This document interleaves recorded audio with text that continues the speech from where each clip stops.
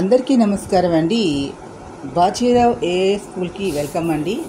ఈరోజు కరెంట్ అఫైర్స్లో మనం టాపిక్ తీసుకున్నట్లయితే ఇక్కడ పదే పదే చేతులు కడగడం అనేది ఒక మానసిక వ్యాధి అని శాస్త్రవేత్తలు గుర్తించారు.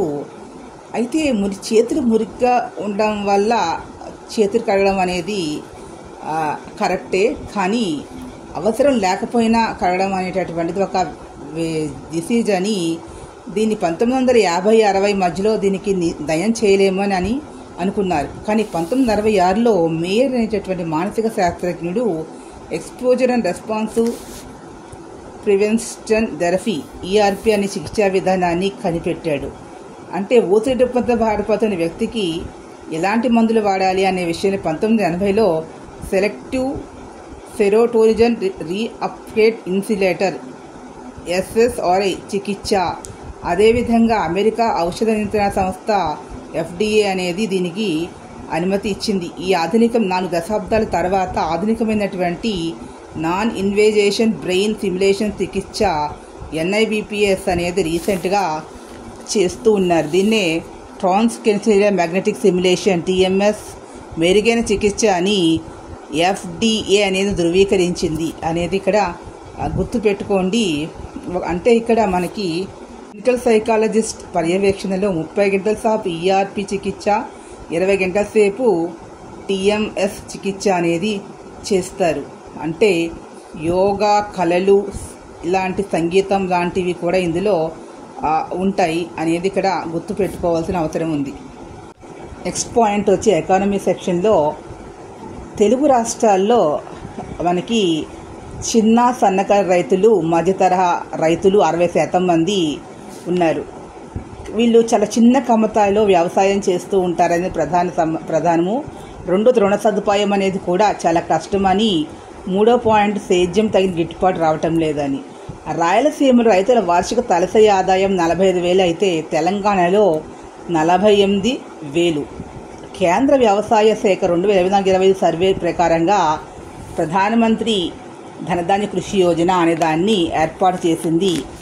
దీని యొక్క లక్ష్యం ఏంటంటే వీరి యొక్క లాభదాయకంగా చిన్న సన్నకారులకు లాభం చేకూర్చడం కోసం అనేటటువంటిది.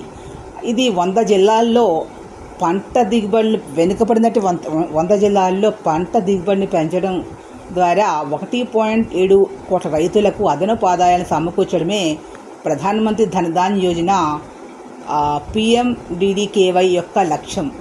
ఇక్కడ పాడి, చేపలు, రొయ్యల సాగు సేద్యంతో సమ్మిళితం చేయడం ద్వారా ఈ లక్ష్యాన్ని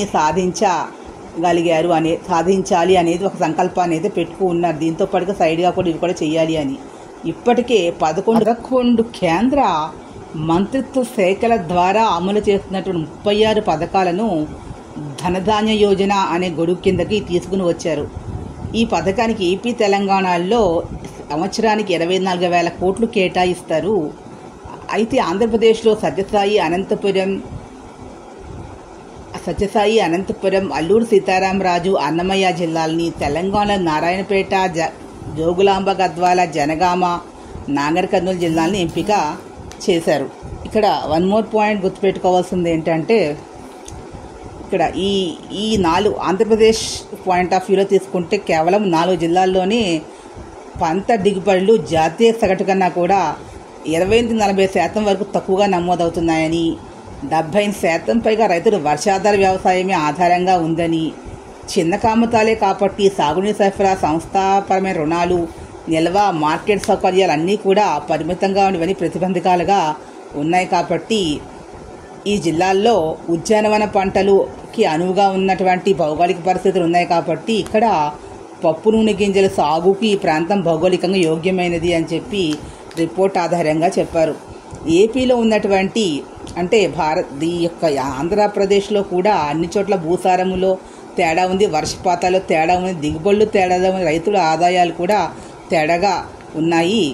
కాబట్టి ఏపీలోని అనంతపురం, సత్యసాయి జిల్లాల్లో ఎర్ర నేలలు అనేవి నీటిని పీల్చుకొని, ఎర్ర నేలలు ఆ ప్రాంతంలో ఉంటాయి, మనకు అనిపిస్తూనే ఉంటుంది. ఆ ప్రాంతానికి వెళ్ళినప్పుడు ఎర్రమట్టి నేలలు ఉంటాయి. అవి నీటిని పీల్చుకొని గ్రహించే శక్తి గ్రహించి మళ్ళీ పెట్టుకునే శక్తి అనేది తక్కువగా ఉండడం వల్ల అంటే ఈ జిల్లాల్లో ఎక్కువగా ఎండిపోతాయి కాబట్టి ఈ వేరుశనగ దిగుబడి 100 నుంచి 1000 నుంచి 1200 కిలోలు ఉంటే హెక్టార్కి ఉంది. పత్తి దిగుబడి వచ్చి 1500 కిలోలు. జాతీయ రాష్ట్ర దిగుబడుల కన్నా కూడా ఇది చాలా తక్కువగా ఉంది. దిగుబడి తక్కువగా ఉండడానికి కారణం ఏమిటి అంటే ఆదాయం తక్కువ రావడానికి కానీ దిగుబడి తక్కువగా ఉండేది. దిగుబడి తక్కువ ఉన్న కారణం భౌగోళికంగా ఎర్రమట్టి నేలలు అవడం వల్ల ఇక్కడ అనేది రీజన్. ధనధాన్య యోజన కింద ఈ జిల్లాల్లో 90% సబ్సిడీ ఇస్తున్నారు. బిందు డ్రిప్కి తుంపర అంటే స్ప్రింక్లర్ల సేద్య పద్ధతులని ప్రోత్సహిస్తారు. ఈ 2 పద్ధతులకి ఎవరైతే చేసుకుంటారో తద్వారా అంటే తక్కువ నీటిని వాడుకోవడం ఇలా చేయడం వల్ల 90% వరకు సబ్సిడీ అనేది ఉంది. అంటే ప్రతి విలేజ్లో కూడా నీటి కుంటల్ని, చెక్ డ్యాముల్ని, వాటర్ షెడ్ పథకాలని చేపడతారు. అయితే వాటర్ షెడ్ అనేవి కొండ ప్రాంతాల్లో, వాలు ఉన్న ప్రాంతాల్లో అంటే ట్రైబల్ ఏరియాస్లో ఇది చేస్తారు. నీటి కుంటలు అనేవి రాయలసీమ ప్రాంతంలో ఉంటాయి. అదేవిధంగా చెక్ డ్యామ్లు అనేవి కోస్టల్ ఏరియాల్లో నిర్మించవచ్చు. అలాగే ఇంకా సబ్సిడీపై మనకి సౌరశక్తి వినియోగాన్ని ప్రోత్సహించినట్లయితే వీరికి కరెంటు ఖర్చు కూడా తక్కువ అవుతుంది. అదేవిధంగా అడవులకి, గిరిజనులకు అల్లూరు సీతారామరాజు, అన్నమయ్య జిల్లాలు ఈ యొక్క ఉద్యానవన పంటలకి, మసాలా ద్రవ్యాలకి అనుకూలమైనటువంటివి. అల్లూరు సీతారామరాజు మసాలా ద్రవ్యాలు అంటే పండించవచ్చు. అన్నమయ్య జిల్లాలో మనం ఉద్యానవన పంటలని పెంపకాన్ని చేపట్టవచ్చు. అంటే ఇక్కడెక్కడ అంటే అడవుల పెంపకానికి కూడా ఈ ప్రాంతాలు చాలా అనుకూలమైనవి. ఎందుకంటే అదేవిధంగా నీటి తక్కువ వాడే కొన్ని చిరుధాన్యాలు ఉంటాయి. అవి నీరు ఎక్కువ అవసరం లేని ఆ ప్రాంతాల్లో నీరు ఉండదు కాబట్టి కీన్వా అని, అమరాంత్ వంటివి కూడా ఇక్కడ సాగు చేసినట్లయితే మంచి. అలాగే సౌరశక్తితో నడిపేటటువంటి లిఫ్ట్ ఇరిగేషన్ పథకాలను కూడా దీంట్లో భాగంగా చేపడతారు. అదేవిధంగా దీనివల్ల ఈ పథకం వల్ల ఏమవుతుంది అంటే చిరుధాన్యాలని, పప్పు, నూనె గింజలు సాగును కూడా మనం ప్రోత్సహించి పంటల వైవిధ్యీకరణ ద్వారా ఆదాయాన్ని సముపార్జించి విస్తరించుకోవడానికి దీంట్లో భాగంలో ప్రవేశపెట్టారు. అదే ధనధాన్య యోజనలు బాగా రాయలసీమలోని అంతర్ పంటల విధానాన్ని కూడా అంటే ఒక పంటతో పాటు ఇంకో పంట కూడా సైడ్గా వేసుకోవడం. అంటే వేరుశనగతో పాటు సజ్జ, కంది పంటలు, మనకి ఇప్పుడు అరటి తోట ఉంటే మధ్యలో ఒక కొబ్బరి తోట మధ్య అరటి తోట, ఇట్లా వరి చుట్టుపక్కల కూరగాయల పెంపకాలు ఈ రకంగా చేసుకోవడం వల్ల అంతర పంటల విధానం వల్ల రైతులకు ఆదాయం అనేది వస్తుంది. ఒక పంట వైఫల్యం ఇంకో పంట వల్ల లాభం పొందుతారు. అయితే అల్లూరు సీతారామరాజు, అన్నమయ్య జిల్లాల్లో అడవులను పెంచడంలో భాగంగా ఇక్కడ సామాజిక అడవుల పెంపకంలో భాగంగా పండ్ల మొక్కల్ని, కాఫీ అని తోటలు, సుగంధ మసాలా దినుసులు మొక్కలను, పప్పు గింజల పంటలు ఇవన్నీ కలిపి సాగు చేయడం వల్ల వారికి ఆదాయం అనేది పెరుగుతుంది. అదే చిరుధాన్యాలు పెంచడం వల్ల ఆరోగ్యానికి కూడా అవి చాలా మంచివి కాబట్టి ప్రజల్లో వాటి పట్ల సరైన అవగాహన ఏర్పాటు చేసినట్లయితే ఆ పంటలు పండిన పంట అనేది రైతుకి గిట్టుబాటు ధర లభించేలా ప్రజలు కొనడం వల్ల గిట్టుబాటు ధర లభిస్తుంది. అదేవిధంగా పండిన పంటలకి ఇక్కడ కోత కోసిన తర్వాత నిల్వ, మార్కెటింగ్ ఇవన్నీ కూడా లభించకపోవడం అనేది ప్రధాన సమస్యగా పాయింట్అప్ చేయాలి. ఇక్కడ క్లీనింగ్, గ్రేడింగ్, శీతల గిడ్డింగులు, ఆహార శుద్ధి ఇవన్నీ ఉన్నట్లయితే రైతులకి నష్టపోకుండా మంచి గిట్టుబాటు ధర అనేది లభిస్తుంది. అయితే పర్వత ప్రాంతాలు తీసుకుంటే ధనధాన్య యోజన పథకం కింద ఆ పంట నిల్వకు సంచార శీతల వాహనాలని, గ్రామాల్లో ప్యాకేజింగ్ కేంద్రాలని, అగ్రిగేషన్ వేదికలను ఇందులో భాగంగా ఏర్పాటు చేస్తారు. అదేవిధంగా వికేంద్రీకృత నిల్వ మిల్లింగ్ వసతులను కూడా నిర్మించాలనేది ఈ పథకం లక్ష్యంగా ఉంది. వికేంద్రీకృత నిల్వ మిల్లింగ్ వసతులు 3 అంచెల వ్యవస్థతో దీన్ని అమలు చేయాలని ప్రధానమంత్రి ధనధాన్య యోజన అమలుకు 3 అంచెల వ్యవస్థని పనిచేస్తుంది. మొదటి అంచె అని గుర్తుపెట్టుకోవాల్సింది 3 అంచెల వ్యవస్థ. మొదటి అంచెలో జిల్లా కలెక్టర్ నాయకత్వంలో ధనధాన్య సమితి జిల్లా స్థాయి ప్రణాళికలు అనేది రూపొందిస్తుంది. 2వ అంచె రాష్ట్ర స్థాయి నోడల్ కమిటీలు శాఖల మీద సమన్వయం సాధించడానికి ఉంటాయి. 3వ అంచె జాతీయ సారథ్య సంఘం అనేది ఉంటుంది. దీని యొక్క విధి విధానాల ప్రమాణాలు ఏ విధంగా ఉన్నాయని నిర్ధారణ చేయడానికి ముఖ్యంగా దీనికి లక్ష్యం ఏంటంటే చిన్నకారు రైతులు గరిష్టంగా లబ్ధి చేకూర్చడం అనేది ప్రధాన లక్ష్యము అని గుర్తుపెట్టుకోవాల్సిన అవసరం ఉంది.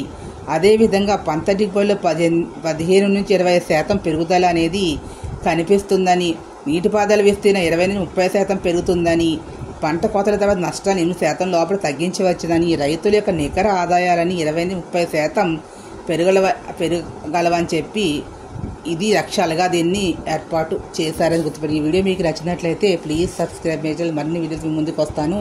ఇది ఎస్ఏ టైప్కి పనికొస్తుంది. కన్వెన్షన్ ఎస్ఏ టైప్ రాసుకోవడానికి పాయింట్స్ వైజ్గా. అదేవిధంగా అబ్జెక్టివ్ టైప్ క్వశ్చన్స్ అనలిటికల్గా అడుగుతారు కాబట్టి దీని గురించి ఎన్ని అంచెల వ్యవస్థ అని, ఆ యొక్క స్టేజెస్లో ఫస్ట్ స్టేజ్లో ఎవరు ఉంటారని ఇవన్నీ కూడా పాయింట్ ఆఫ్ ప్రధాన ధనధాన్య యోజన అనేది వెరీ వెరీ ఇంపార్టెంట్ క్వశ్చన్. ఎకానమీకి సంబంధించి గవర్నమెంట్ ప్రాజెక్ట్స్ సంబంధించిన వాటిలో, అదేవిధంగా మనకి అగ్రికల్చర్ జాగ్రఫీలో ఉన్నటువంటి క్వశ్చన్స్ పాయింట్ ఆఫ్ వ్యూలో మనకి వ్యవసాయానికి సంబంధించి తీసుకున్నట్లయితే అప్పుడు కూడా ఈ క్వశ్చన్ అనేది అడగడానికి అవకాశం ఉంది.